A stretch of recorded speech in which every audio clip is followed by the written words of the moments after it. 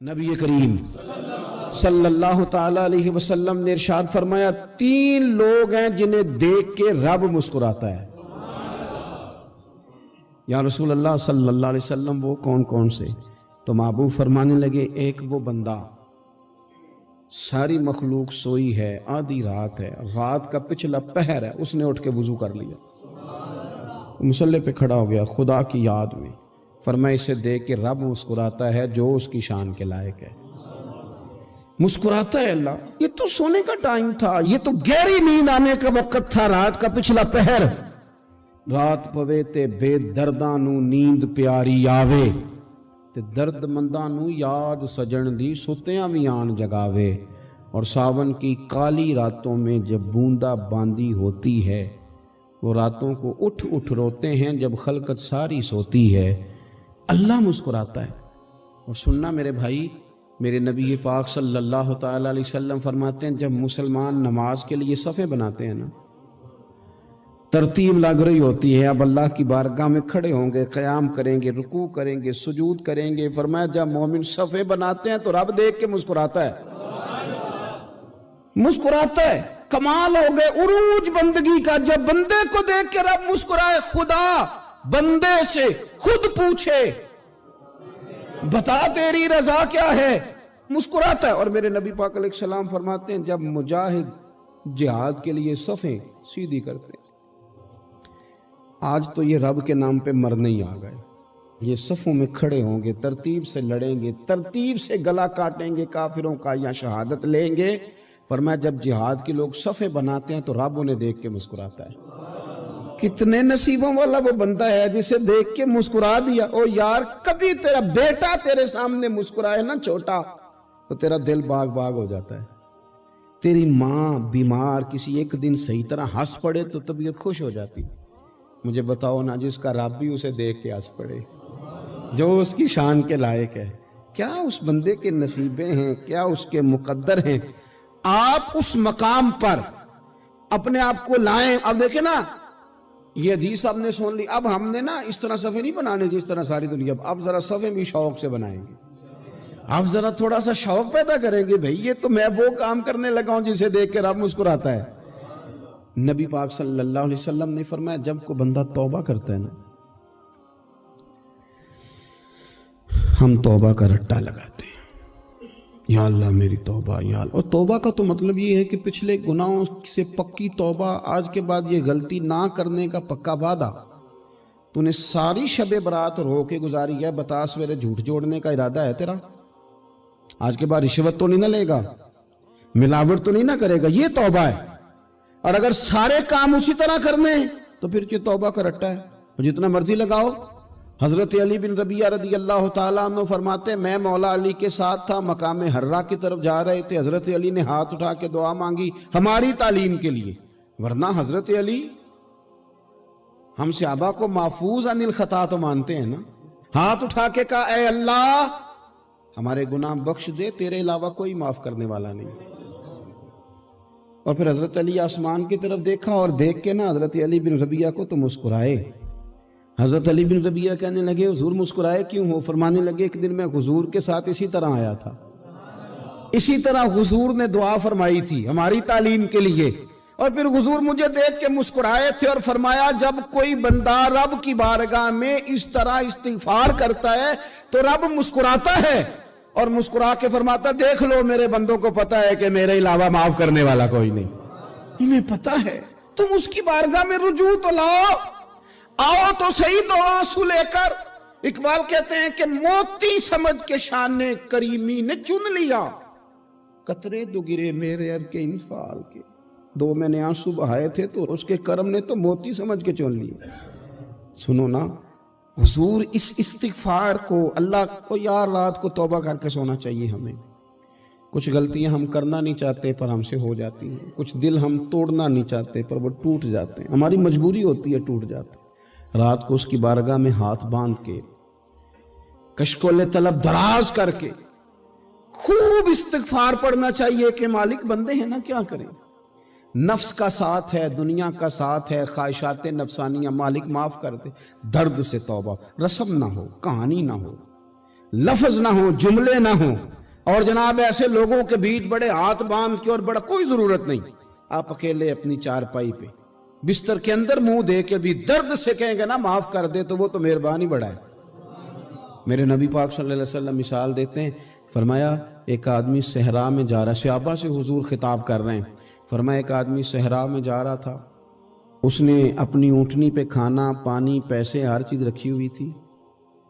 सहरा था बहुत बड़ा, दरमियान सहरा के गया तो थोड़ा सा सस्ताने के लिए, आराम करने के लिए ऊँटनी से नीचे उतरा। अब उसने ऊँटनी की लगाम, ऊँटनी की नकेल अपने सरहाने के नीचे रखी, हाथ के साथ पकड़ी और सो गया। थोड़ी ही देर के बाद जब उसकी आंख खुली तो देखा ऊँटनी गायब है। सहरा में वो पैदल ना आगे जा सकता है, ना पीछे जा सकता है, ना दाएं ना बाएं, खाने को रोटी नहीं, पीने को पानी का कतरा नहीं, थोड़ा इधर भागा उधर भागा, थक गया। करीम महबूब फरमाते हैं वो पूरी तरह निढाल हो गया और मायूस हो गया, माअज़ल्लाह।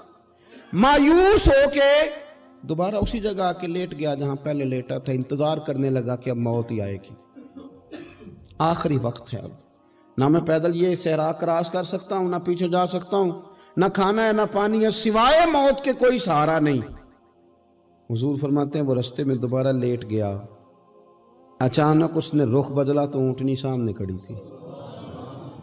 हुजूर ने सहाबा से पूछा बताओ ना उसे भला कितनी को खुशी होगी। या रसूल अल्लाह, जिसे नई जिंदगी मिल गई है। आप देखें ना, सारे डॉक्टरों ने कह दिया कि इसके तो गुर्दे, मैदा, जिगर हर चीज खत्म है, घर ले जाओ, खिदमत करो, हर तरफ परेशानी है। वो बंदा भी समझ गया है कि आखिरी वक्त आ गया, कल जाऊं परसों जाऊं, तैयारी हो गई, सब लोग आ गए, बाहर वाले भी आ गए, ये माहौल एक अजीब रंग इख्तियार कर गया। अचानक एक डॉक्टर ने आके कहा नहीं नहीं गलती लग गई थी। मुझे बताइए अंदाज क्या होता है? बगैर दवाई के बंदा उठ के खड़ा नहीं हो जाता। ओ मैं तो बच गया हूं। नबी पाक सल्लल्लाहु अलैहि वसल्लम फरमाने लगे उसकी ऊंटनी मिल गई, बताओ भला उसे कितनी खुशी होगी। या रसूल अल्लाह, वो तो दोबारा दुनिया में आ गया। हुजूर फरमाने लगे उसे कुछ भी खुशी नहीं हुई।